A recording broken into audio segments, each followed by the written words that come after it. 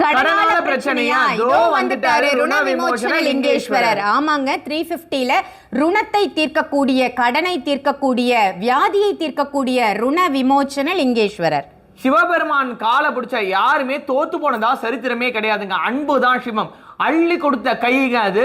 So Sundarar அப்படின்னு சொல்லுவாங்க. சுந்தர கோலத்துல சிவபெருமான் உலகத்திலே மிகப்பெரிய செல்வந்தனா இருந்துதான் பார்வதி தேவியை கல்யாணம் பண்ணார்.